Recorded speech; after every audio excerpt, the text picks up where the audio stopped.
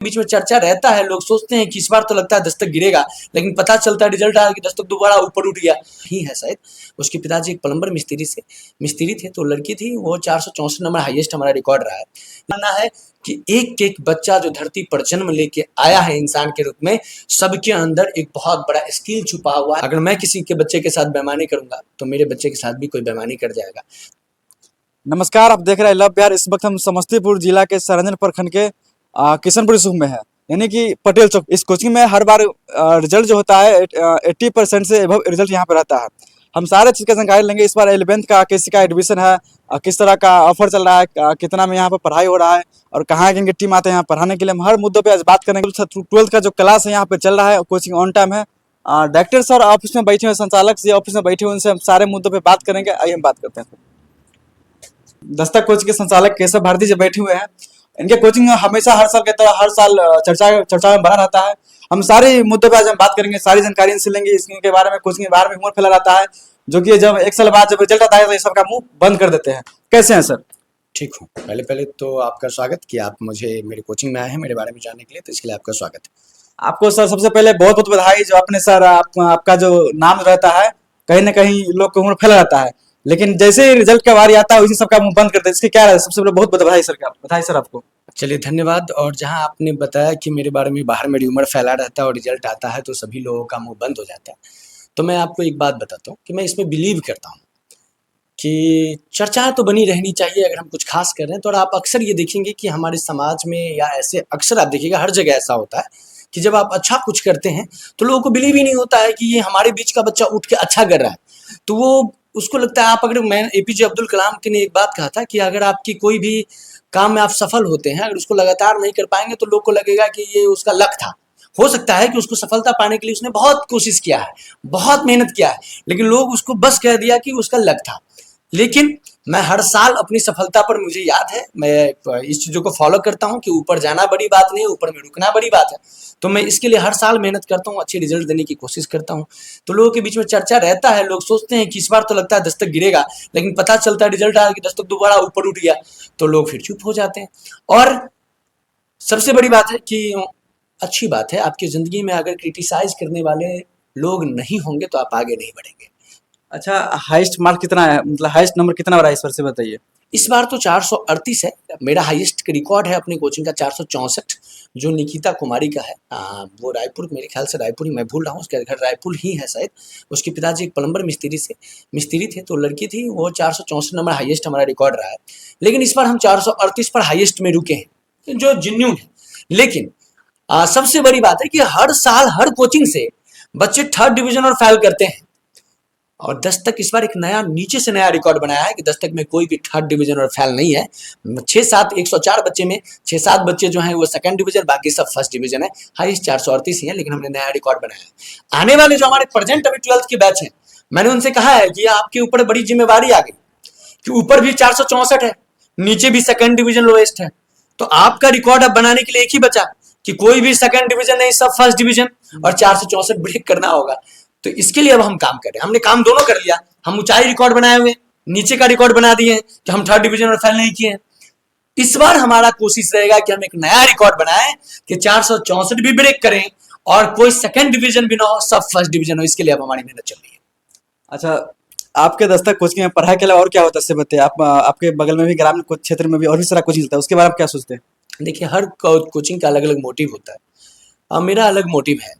मेरा मानना है कि हर बच्चे, जरूरी नहीं है physics chemistry math biology Hindi English में तेज ही होंगे या एक ही जैसे होंगे। सेम टीचर सब स्टूडेंट्स को पढ़ा रहे हैं, सब स्टूडेंट सेम टीचर से पढ़ रहे हैं, लेकिन कोई टॉप कर जा रहा है, कोई 2nd डिवीजन कर जा रहा है, क्योंकि उसका कैप्चरिंग माइंड जो है ना, उसका आईक्यू लेवल है, या इसका फोकस बोल सकते हैं, कॉन्सेंट्रेशन, उसको मजा किसी और भी चीज में आता होगा। और मेरा मानना है कि आपको जिस चीज में मजा आता है आप उसी चीज में सफल हो सकते हैं। तो इसके लिए मेरे कोचिंग में को करिकुलर, एक्स्ट्रा करिकुलर एक्टिविटीज भी होते हैं। बच्चों के खेल कूद प्रतियोगिता होते हैं, पेंटिंग प्रतियोगिता होते हैं, एग्जीबिशन होते हैं, मॉक पार्लियामेंट होते हैं, डिबेट कंपटीशन होता है, पोएम रिसाइटेशन कंपटीशन होता है, सारा चीज करवाते हैं। और वहां मुझे लगता है कि बच्चा मेरा फिजिक्स में कमजोर है लेकिन क्रिकेट अच्छा खेलता है, तो मैं उसको उसमें आगे बढ़ाने की कोशिश करता हूँ। मुझे लगता है ये बच्चा मेरा मैथ में कमजोर है लेकिन ये गाना बहुत अच्छा गाता है, मैं उसको वहां ले जाने की कोशिश करता हूँ। मुझे लगता है कि ये मेरा बच्चा सब चीज में कमजोर है, दिखने में बहुत अच्छा है, उसके लिए दुनिया में उसके लिए बहुत सारे रास्ता है। मुझे लगता है यह बच्चा की सब चीज नहीं कर रहा, पेंटिंग बहुत अच्छा कर रहा है, उसके लिए उसकी रास्ता खुली हुई है। मुझे लगता है कि मुझे मेरा ये बच्चा हो सकता है पढ़ाई में कमजोर है, देखने में कमजोर है, वो बोलता बहुत बेहतरीन होगा, उसके लिए पूरी दुनिया खुली हुई है। लोग सिर्फ किसी बच्चे को इस बात से जजमेंट करके सफल और असफल नहीं बना सकते हैं कि तुमको math, physics, chemistry, biology, Hindi, English बहुत आता है और तुमको नहीं आता है। मेरा मानना है कि एक एक बच्चा जो धरती पर जन्म लेके आया है इंसान के रूप में, सबके अंदर एक बहुत बड़ा स्किल छुपा हुआ है, एक हुनर छुपा हुआ है। उसको लोग को, हम टीचर्स का काम है कि उसको निखारें। लेकिन ये दुर्भाग्य है कि बहुत सारे, मैं किसी का नाम नहीं लूँ, कुछ लोग बहुत अच्छे भी कर रहे हैं, मेरे से भी अच्छे कर रहे हैं, और कुछ लोग हैं जो इसको बिजनेस बना दिए हैं, जहां उनको मंथली, अब पहले मास्टर साहब हुआ करते थे, अब मास्टर साहब होने लगे। मास्टर साहब का मतलब है कि अब कई शिक्षक बहुत अच्छे काम भी कर रहे हैं, हमारे इलाके में बहुत सारे अच्छे शिक्षक काम कर रहे हैं, और लेकिन कुछ ऐसे इंस्टीट्यूट हो गए, कुछ ऐसे संस्था हो गए जहाँ पर शिक्षक जो हैं वो मास्टर बन गए, जिसका मतलब है उनको महीना का टरने का इंतजार है कि महीना टरेगा तो बच्चे से पेमेंट मिलेगी। वो बच्चा जिसमें खुश है, चाहे उस खुशी में वो बर्बाद भी हो सकता है, उसमें उसको खुश रहने दे रहे हैं कि कहीं अगर नाराज हो जाएगा तो कोचिंग छोड़ देगा तो एक बच्चे का पेमेंट घट जाएगा। लेकिन हम ये सोच के नहीं चलते। हमारा मानना है कि मेरे बाद, इन बच्चों के बाद मेरा बच्चा का भी भविष्य है, मेरे भी औलाद हैं। अगर मैं किसी के बच्चे के साथ बेईमानी करूंगा तो मेरे बच्चे के साथ भी कोई बेईमानी कर जाएगा। तो मुझसे जब कोई पूछता है आप इतनी मेहनत क्यों करते हैं, इतना क्यों काम करते हैं, तो मैं बोलता हूँ कि मैं किसी के लिए काम नहीं करता, मैं खुद के लिए काम करता हूँ। माफ कीजिएगा, कि मैं इसलिए खुद के लिए काम करता हूँ कि मैं जितने लगन से, मेहनत से, ईमानदारी से, मेरी जितनी क्षमता है, मैं ये नहीं बोलता कि मैं दुनिया से सबसे अच्छा काम कर रहा हूँ, मेरी जितना क्षमता है पूरी ईमानदारी से मैं अपने बच्चों के लिए कोचिंग के बच्चों के पीछे काम करता हूँ। और आशा करता हूँ कि जब मेरी भी बच्ची कभी पढ़ने जाएगी, हो सकता है उस समय मैं ना पढ़ाऊँ, हो सकता है उस समय मैं ना रहूँ, बहुत सारी बात हो सकती है, मेरे बच्चे के साथ भी ईमानदारी से कोई उसी तरह पढ़ाएगा। इसके लिए कहने का मतलब है कि टैलेंट आप बच्चे में निकाल देते हैं, जो टैलेंट होता है बच्चे में निकाल देते हैं, पढ़ाई नहीं सिर्फ टैलेंट भी निकालते हैं पढ़ाई के अलावा, यही बात है। एजुकेशन का मतलब ही यही है। एडुकेशन का मतलब कतई नहीं है कि सबको physics, chemistry, math, biology, Hindi, English पढ़ के डॉक्टर, इंजीनियर बन जाए, उतनी नहीं बन सकता ना। एडुकेशन का, टीचर्स का काम ही है कि बच्चों को जनाना कि तुम हो क्या, तुमको धरती पर तुम आए क्या हो, तुम्हारे अंदर खूबी क्या है। मैं तो अक्सर ये बच्चों से कहा जाता हूं कि हमारे समाज के लोगों से, अपने घर वाले लोगों से, अपने रिलेटिव से पूछेगा कि आपकी 2 खासियत बताइए जिससे आप दूसरे से अलग हैं, वो नहीं बताएंगे। और मैं बोलूंगा 2 अवगुण बताओ तो 200 अवगुण बताने में सक्षम है। बात तो एकदम जेन्युइन है ना, कि अगर आपके घर के ही बच्चे को कोई पूछेगा कि इसकी 2 खासियत बताओ जिससे इसकी जिंदगी बदल जाएगी, जो ये दूसरे से अलग इसको बनाता है, हमारे पास आंसर नहीं होता। लेकिन बोलेंगे कि खराबी बताओ तो बहुत दिन खेलता है, पबजी खेलता है, लड़कों के साथ घूमते रहता है, मोबाइल चलाता है, घर में कोई काम नहीं करता, 8 बजे सो के उठता है, अच्छा से रोज नहाता नहीं है, ब्रश नहीं करता, मकई का रोटी नहीं खाता, गेहूं का रोटी फेंकता। 100 कंप्लेन है उनके पास, 100 शिकायत अपने बच्चे के पास है। उनको अपने बच्चे के अंदर 100 अवगुण दिख रहा है, 2 गुण नहीं दिख रहा। हम थोड़ा कोशिश अलग कर रहे हैं। मैं अपने बच्चों के अंदर अवगुण को साइड करके गुण निकालने की कोशिश कर रहा हूँ। जिस दिन वह गुण चमकेगा, उसमें चमक हीरे की होगी, उसकी सारी अवगुण ढक जाएगी। अच्छा, हमने बाहर बोर्ड में देखा कि बच्चे engineer, electric engineer, mechanical engineer, medical में गया है, उसका फोटो लगे, क्या इसका रीजन है बताइए। देखिए, मैं यहाँ पर ऐसे खास कोई कॉम्पिटिटिव एग्जामिनेशन जैसे जेईई, नीट या नहीं करवाता हूँ, लेकिन हमारे टीचर टीम बहुत, हमेशा से मैं तगड़ा टीचर टीम लेकर रहता हूँ, और मैं इस चीज़ की चैलेंज कर सकता हूँ कि मैं जिला से कमजोर टीम हमारा कभी नहीं रहता है। और रीजन है कि हर साल अगर एवरेज आप निकाल के देखिएगा, बच्चे की संख्या के अनुसार निकाल के देखिएगा, तो मेरा रिजल्ट जिला पर भारी पड़ता है। कितना बच्चा जो इंजीनियरिंग लाइन में, इंजीनियरिंग क्षेत्र में गया हुआ है? देखिए, हमारे बच्चे यहाँ से आपको बोर्ड पर दिखाई दिया होगा, हर साल बीसीईसीआर के एग्जामिनेशन में हम बच्चों को बैठाते हैं, वहाँ बच्चे क्वालिफाई करते हैं। यही 11-12 पढ़ के, उनकी अलग क्लास नहीं चलती है, इस 11-12 में हम उतना डेप्थ लेके चलते हैं। इसी में पढ़ा था, इसी में से बच्चा पढ़ के निकलता है। हाँ, इसी से आपको जान के आश्चर्य होगा कि हमने सीयूईटी को भी क्लियर किया है। बिल्कुल। हाँ, आपको ये जान के आश्चर्य होगा कि हमने यहीं से बच्चे को पढ़ा के अच्छे अच्छे जगह पर भेजे हैं। हमारे यहाँ पर अभी वो बच्चा नहीं है, अभी मैंने उसको हाल ही भेजा। मैं बताता कि यही बच्चे पढ़ के इंडिया बुक ऑफ रिकॉर्ड में भी अपना नाम दर्ज करवाए हुए हैं। देख सकते हैं, सुने, बिल्कुल सही बात है, बिल्कुल सही बात है। अच्छा, ये बताइए, आपका ब्रांच की जगह चलता है क्या कहीं पे? हाँ, अभी मेरा एक दूसरा नया ब्रांच हाल ही में खुला है, जिसमें डेमो लगभग हम लोग 10 तारीख के अंदर ही स्टार्ट कर देंगे। क्लास 11th के लिए डेमो का वहाँ स्टार्ट हम लोग कर देंगे। वहाँ भी, यहाँ कब से शुरू करें से बताइए। यहाँ पर हम 5 तारीख से डेमो स्टार्ट करें। काफ़ी अच्छी इंक्वायरी का रेशियो है, बच्चे बहुत आ रहे हैं, और मैं जितने भी बच्चे हमारे पास या जो भी अभिभावक आपके दर्शक के रूप में हमें देख रहे होंगे, उनसे मैं कोशिश यही करूँगा कि मैं आपके समाज के लिए, अपने समाज के लिए बैठा हुआ हूँ।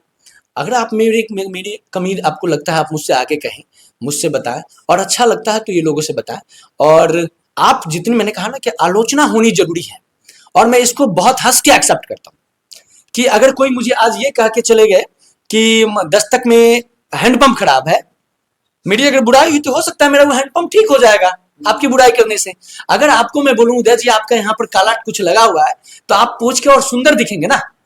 तो अगर कोई ऐसा कर, लेकिन किसी तथ्य के साथ, कई लोग होते हैं अपनी रोटी सेकने के लिए, अपनी बिजनेस चमकाने के लिए, अपनी चीजों को कहीं से गेन करने के लिए वो कुछ भी बोल देते हैं। वैसा ना करें, इससे आपके समाज प्रभावित होंगे। रीजन है क्योंकि हमारे यहाँ इतने बच्चे पढ़े हैं, इतने बच्चे पढ़ रहे हैं। अगर मैं सिंपल जानता हूँ कि रोटी ये खा रहा है, सब्जी ये खा रहा है, तो स्वाद ये जानता है। हमारे कई ऐसे लोग हैं जो दस्तक को जानते दूर दूर तक नहीं है, दस्तक में आज तक आए नहीं होंगे, वो पटेल चौक पर आके दस्तक का नाम पोस्टर देख के चले गए होंगे, दस्तक के बारे में विशेष जानकारी नहीं होगी। लेकिन कई लोग दस्तक के बारे में उलिल जुलिल बात बोल के चले जाते हैं। तो मैं उनसे कहना चाहता हूँ आप ऐसा ना करें। अगर आपको ऐसा किसी ने कहा है या ऐसा लगता है, तो हमारे यहाँ बच्चे यहाँ स्वाद ले रहे हैं दस्तक का, आप उनसे किसी भी बच्चे से बाहर पूछ लीजिए, वो जो कहेगा वही सच होगा। वो अगर आपके हर बातों के साथ समर्थन दे रहा है तो वो सच है, अगर समर्थन नहीं दे रहा तो वो फिर खाना वो खा रहा है तो स्वाद वो बताएगा। भाई साहब आप मत बताइए। सही बात है। आपकी टीम कहाँ से आती है पढ़ाने की, से बताइए। देखिए मेरी टीम सभी दूर दूर के हैं।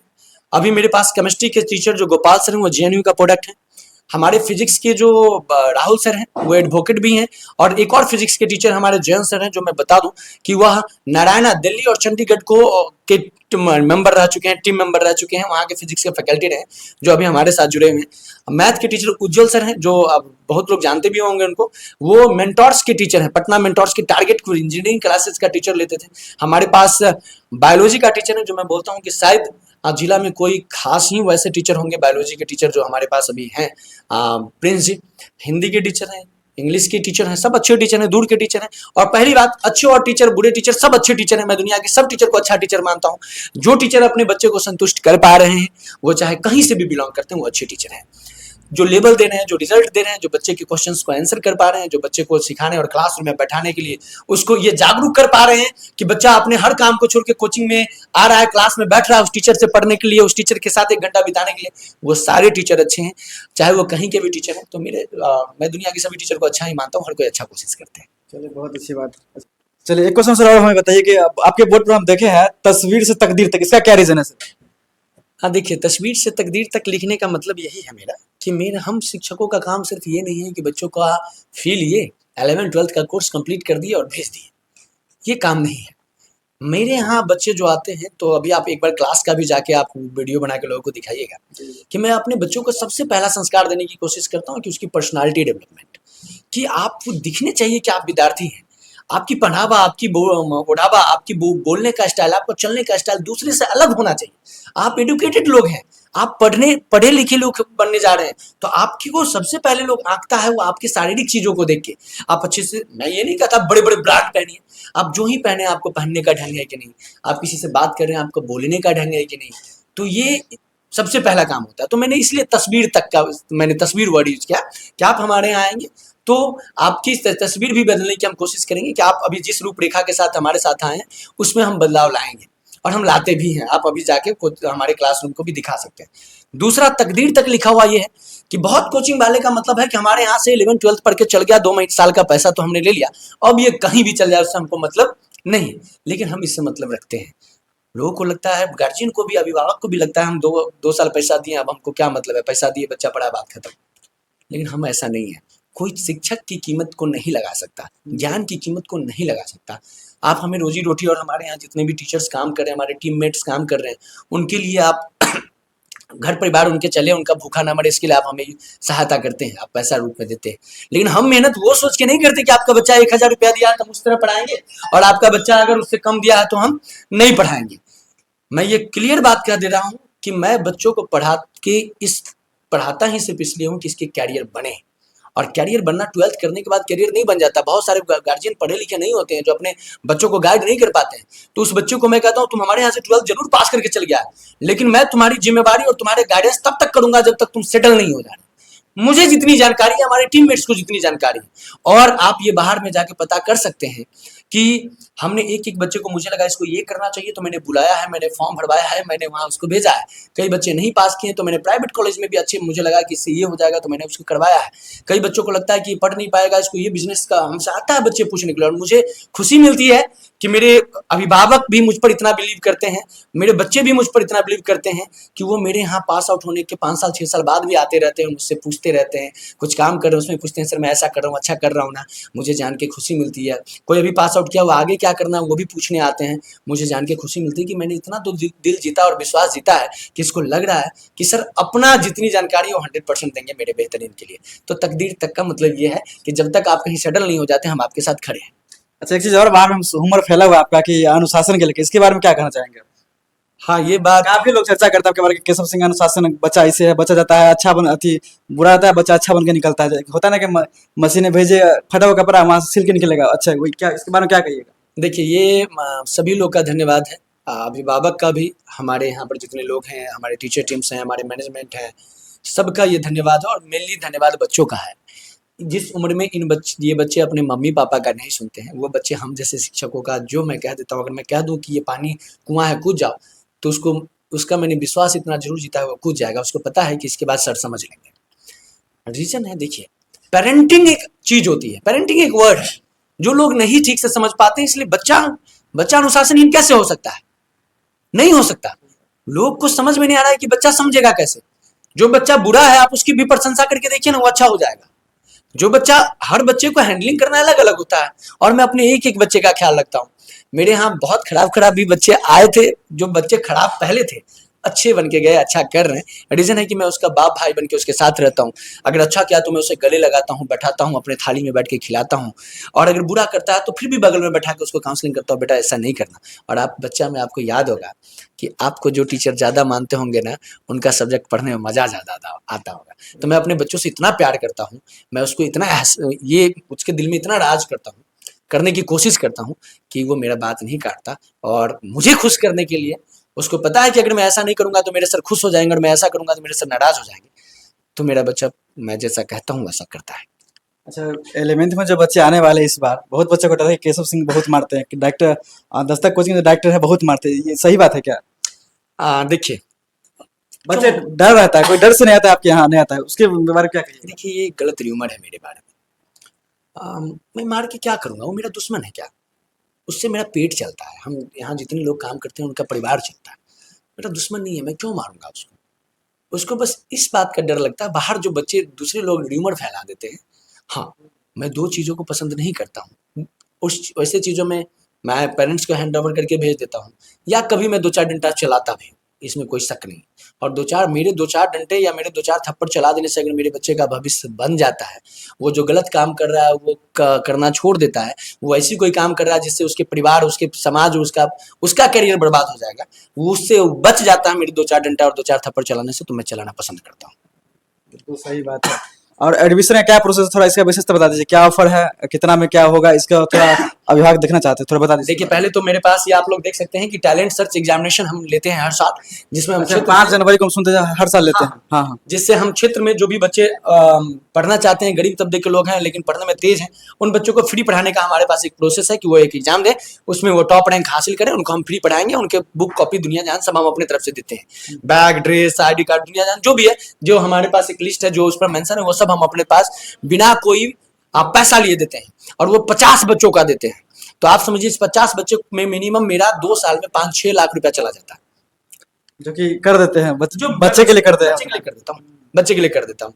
तो ये है एक प्रोसेस, तो ये है कि आप अगर आपको लगता है कि हमको मेरे पास पैसे नहीं पढ़ने के लिए हैं, पढ़ने में तेज हैं, तो आप हमारे यहाँ टैलेंट सर्च एग्जामिनेशन दिए होंगे, आप रैंक आया होगा, आप हमारे यहाँ फ्री में भी पढ़ सकते हैं, सारा चीज इंस्टीट्यूट से ही लेके पढ़ सकते हैं। अच्छा, ये भी हमने देखा है कुछ बच्चे को मतलब फ्री में सुने आप पढ़ाते भी हैं, उसका कितना बच्चा पढ़ के अब तक निकला है बताइए? अभी तक मैं अगर आपके इलाके से भी मैंने कुछ बच्चों को फ्री में पढ़ाया है, अभी भी पढ़ रहे हैं। अभी हमारे, मेरा कहने का, मैं किसी का नाम नहीं लूंगा जो उसको छोटा महसूस ना हो, जो भी बच्चे यहाँ पर ऐसा मुझे प्रतीत होता है कि पढ़ने में तेज है, लेकिन ये इस कारण नहीं पढ़ पा रहा है कि इसके मम्मी पापा इसको एफर्ड नहीं कर पा रहे हैं पढ़ाने में, और उसके हाथ में 10,000 का फ़ोन नहीं है, वो उसकी उस तरह के 10 दोस्तों के साथ बैठ के किसी होटल में खाना नहीं है, तो मुझे जेन्युइन लगता है कि यह बच्चा रियली में पढ़ना चाहता है और इसको प्रॉब्लम है, मैं उन सबको फ्री में पढ़ाता हूँ। उसको फ्री में पढ़ा देते हैं। चलिए बहुत आगे भी अच्छा। ऐसा कोई बच्चा होगा जो ये वीडियो देख रहा है, और जो भी लोग भी ये वीडियो देख रहे हैं उनको लग रहा है ऐसा कोई बच्चा है, मैं उसको तहकीकात करूंगा, मेरे तहकीकात में वो सही आएंगे, मैं बिल्कुल फ्री पढ़ाऊंगा, अपनी तरफ से सब चीज दे दूंगा। चलिए अच्छी बात है। एडमिशन का क्या प्रोसेस है बताइए, 11th का एडमिशन एडमिशन के लिए हमारे बारे में एक र्यूमर फैलाया जाता है कि 3000 एडमिशन चार्ज है। लोग डर जाता है, लोग लोग डर इससे डर जाता है। मैं बता दूं कि हमारे यहाँ एडमिशन चार्ज 300 रुपया। 300 रुपया है। हाँ 3000। हाँ बताइए। एडमिशन के लिए हम मात्र 300 रुपया लेते हैं। 3000 रुपया लोग में, उसमें हम 1 महीना का फी रहता है, हम बैग देते हैं, हम ड्रेस देते हैं, हम आईडी कार्ड देते हैं, हम 1 साल का टेस्ट चार्ज लेते हैं, एडमिशन फी लेते हैं, कॉन्वेंस चार्ज रहता है। यहाँ हमारे यहाँ बच्चा कोई बीमार पड़ता है, उसका इलाज करवाते हैं, पेरेंट्स से कोई पैसा नहीं लिया जाता। दवा ववा देते हैं मुफ्त में हाँ उसको। सब चीज, डॉक्टर आके इंजेक्शन भी दे रहा है तो वो फ्री में देता है, हम उसको पेमेंट करते हैं। आज तक किसी गार्जियन से पेमेंट नहीं लिया गया होगा। हमारे यहाँ जितने अभिभावक पढ़ रहे हैं इसको ये साबित करेंगे कि वहाँ जो इलाज करवाया जाता है, हाँ बच्चा यहाँ से किसी कारण से हॉस्पिटलाइज हो जाता है, उससे तबियत, तो हॉस्पिटल की खर्चा पेरेंट्स भरेंगे, लेकिन हमारे खुद संस्था में जो भी खर्चा होती है वो सब हम देते हैं। चाहे वो 200 रुपये, आपको पता है आज अगर कोई डॉक्टर आए और एक इंजेक्शन मार देता है तो 200 रुपया लेता है। हम कन्वीनियंस फी के नाम पर मात्र 500 रुपया लेते हैं। टेस्ट पूरे साल में टेस्ट चार्ज में, अभी 12th का हमारा 1 महीना क्लास गया है, अभी तक 6-7 टेस्ट हो गया। हम पूरे साल में लगभग मतलब 100-150 टेस्ट लेते हैं, उसका हम 500 रुपया लेते हैं मात्र। हमने ड्रेस का कपड़ा का जो आपको कहीं नहीं मिलेगा हमारे यहाँ इतना सस्ता, हम 400 रुपया में आपको पैंट शर्ट का कपड़ा देते हैं, सलवार सूट दुपट्टा देते हैं 400 रुपया में मात्र। हम 300 रुपया आपसे एडमिशन फी लेते हैं, हम आईडी कार्ड का रुपया मिनिमम लेते हैं। तो हमको जितना हमारा खर्च पड़ता है उतना हमारा 27 रुपया का खर्च पड़ता है। मैं क्लियर ही आज आपके वीडियो में बता रहा हूँ, हम जो बच्चे को देते हैं वो 2700 रुपया का हमारा खर्च पड़ता है, और 300 रुपया हम एडमिशन के नाम पर लेते हैं, जिस समय हर साल हम नया डेवलपमेंट करते हैं। नया डेवलपमेंट का मतलब इस साल हमने प्लान किया है कि हम अपने यहाँ डिजिटल बोर्ड लगा रहे हैं। वही एडमिशन फी में 300 रुपया हर बच्चे से एक्स्ट्रा जो हमारा बचेगा, उससे हम डिजिटल बोर्ड, वो हम अपना घर ले जाके और हम अपना तल्ला नहीं ठोकवाते हैं, बच्चे के लिए समर्पित कर देते हैं, जो कमाते हैं लगा देते हैं। हाँ वो बच्चे के फैसिलिटीज के लिए। आप हर साल हमारे कोचिंग में आएंगे, हर साल नई चीजों को देखेंगे कि पिछले बार आए थे तो ये नहीं बना हुआ था, ये आ गया, इस बार आए तो ये नहीं बना, ये आ गया। हर साल वही एडमिशन के बाद हम डेवलपमेंट करते हैं। देखिए बिल्कुल यही रीजन है कि ग्रामीण क्षेत्र में जो कोचिंग है इनका हमेशा चर्चित में रहता है, दस्तक कोचिंग चर्चित में हमेशा रहता है। और बाकी समस्तीपुर में भी कई सारा कोचिंग है, इनके बारे में अच्छे जानते हैं, वहाँ के टीचर भी आते हैं यहाँ पढ़ाने के लिए, और पूरा चर्चित में है। जो दूर के बच्चे आना चाहेंगे उसके लिए क्या व्यवस्था है सब बताइए। देखिए किसी भी इलाके से अगर दूर से बच्चे 7-8 बच्चे हो जाते हैं कम से कम, तो हम गाड़ी फैसिलिटीज देंगे। गाड़ी फैसिलिटी देते हैं। और हलाई में आना हो तो हलई में भी आना होगा तो बिल्कुल वहाँ के लिए भी, आप दोनों मेरी संस्था। एड्रेस क्या है वहाँ, हलाई का एड्रेस क्या है? हलई में अभी तत्कालिक जो है ये 15 अप्रैल तक हम लोग नित्यानंद राय जी के घर के आवास के समीप हैं, लेकिन 15 अप्रैल के बाद हम लोग एक हलई मार्केट में हम लोग एक अच्छे जगह पर, क्योंकि यहाँ बहुत ज्यादा स्पेस हमारे पास नहीं है। दोनों जगह आप ही है। हाँ तो वहाँ, हाँ बच्चों को जहाँ मन वहाँ जाके हाँ बिल्कुल बिल्कुल वहाँ पढ़ सकते हैं, दोनों जगह हम हैं। और सेम एक बात हलई के बारे में, कुछ लोग र्यूमर फैला रहे हैं कि हमारी टीम अलग है, हलई का टीम अलग है। जिन लोगों को लगता है यह टीम अलग है, उनसे मेरा निवेदन है कि आप एकदम आके हमारे एक दिन इस कोचिंग पे पढ़ लीजिए, दूसरे दिन उस कोचिंग पर भी पढ़ लीजिए, आपको पता चल जाएगा कि दोनों जगह का टीम सेम है। किसी दिन भी रैंडम भी आके आप इस चीज को चेक कर सकते हैं। चलिए बहुत अच्छी बात है। बाकी आप इनका जो हुमर फैला हुआ था, इनका जो चर्चा रहते हैं, मतलब गलत अखबार रहते हैं सारी, अब आपको दूर हो गया होगा। बाकी इनका जो जिस बच्चे का एडमिशन लेना होगा 11th में, जिस बच्चे को डेमो क्लास के लिए आना होगा, दस्तक कोचिंग पटेल चौक पर है, आप NS 322 के बगल में है पटेल चौक, वहां पे आइए। कॉन्टैक्ट नंबर आपके डिस्प्ले पर दिया हुआ है, 900 वाला नंबर दिया हुआ है, ऑफिस का नंबर है, आप किसी भी टाइम फोन कर सकते हैं। इंक्वायरी की टाइमिंग क्या है आपसे बताइए। इंक्वायरी टाइमिंग देखिए अभी तो हम लोग 3 बजे तक ले रहे हैं, लेकिन 6 तारीख से ये हम लोग सुबह में 8 बजे से लेकर शाम का 4:30 बजे 5 बजे तक रखेंगे। कोचिंग का टाइमिंग क्या है? कोचिंग टाइमिंग हमारा रहेगा 8 बजे से लेकर 1:30 बजे तक। अभी इसमें भी लोगों का थोड़ा कंफ्यूज कर देते हैं कि इतना देर पढ़ाता है। भाई साहब 11th का सिलेबस बहुत लंबा होता है, और अगर आप हमको कहिएगा हमको कंप्लीट करने का दीजिएगा तो तुम 2 महीने में कंप्लीट करके चल जाएंगे, लेकिन मुझसे कंप्लीट हो जाने का मतलब सिलेबस कंप्लीट नहीं हो जाता, मुझे बच्चों के द्वारा कंप्लीट करवाना है। आप मेरे बच्चों से पूछे तो वो जवाब दे, तब जाके हमें संतुष्टि होगी ना। इसलिए हम 5 घंटा रोज पढ़ाते हैं, और हमारे सब महंगे टीचर हैं, दूर से आते हैं। आप कम देर पढ़ाने के बोलिएगा तो हमको तो और पैसा बचेगा, लेकिन मैंने कहा ना कि मैं हमेशा काम इसलिए करता हूँ कि मैं देखता हूँ यह काम मेरी बेटी के साथ भी कोई इतना ही ईमानदारी से करे। चलिए बहुत अच्छी बात है। बाकी कोचिंग के बारे में क्या कहते हैं, इस बच्चे के रिजल्ट के बारे में क्या कहते हैं, और जो भी बच्चे एडमिशन चाहते हैं बिल्कुल आइए। क्लास लगभग 4 तारीख से चालू है ना? 5 तारीख से क्लास ओपन है। आप डेमो क्लास लीजिए, अच्छा लगे तो आप एडमिशन करवा सकते हैं। और ऐसा नहीं कि 3000 जमा कीजिए तो ही आपका एडमिशन होगा, ऐसा नहीं। आप कम पैसे में एडमिशन ले सकते हैं। 10 दिन 1 महीने बाद आप टाइमिंग दे दीजिए सर को, एप्लीकेशन दे दीजिए, कोई दिक्कत नहीं सर। आराम से आपका क्लास रुकेंगे नहीं और आपके यहाँ से भगाएंगे नहीं, ऐसा कुछ नहीं। जो उम्र फैला हुआ है ऐसा कुछ नहीं है। बाकी तमाम मुद्दों पे हम बात की, आपको कन्फ्यूजन दूर हो गया होगा। बाकी इस वीडियो के लिए, इस कोचिंग के लिए क्या कहते हैं कमेंट कीजिएगा, और कोई बात का ये भी हो तो आप कमेंट कर सकते हैं, सरकारी जानकारी मिल जाएगा। इस नंबर पे दिया हुआ कॉन्टेक्ट पे आप कॉन्टेक्ट कर सकते हैं। अगर आपको लगता है कि हमारे दस्तक कोचिंग के लिए कोई ऐसा सजेशन जिससे दस्तक कोचिंग आपके इलाके में और बेहतरीन हो सके, कमी है कुछ? हाँ, कुछ कमी आपको दिख रहा है, हो सकता है नज़दीक से अपना किया हुआ चीज़ों में कमी नहीं दिखता होगा, और मैं बड़ा सुनना पसंद करता हूँ कि आप मेरी कमी को अगर आपको दिख रहा है तो आपसे मेरा विनम्र निवेदन है कि आप इस कमेंट बॉक्स में बताइएगा, और उस कमेंट बॉक्स में मैं भी पढ़ूंगा, और मैं उसको कोशिश करूंगा कि आपके उसको सजेशन के रूप में, शिकायत के रूप में ना लेके सलाह के रूप में लूँ, और मैं उसको ठीक करने की पूरी कोशिश करूंगा, आपको विश्वास दिलाता हूँ। चलिए, बहुत बहुत धन्यवाद है। बाकी इस तरह का न्यूज़ देखने के लिए आप हमारे पेज को फॉलो या सब्सक्राइब कर सकते हैं। धन्यवाद। Thank you.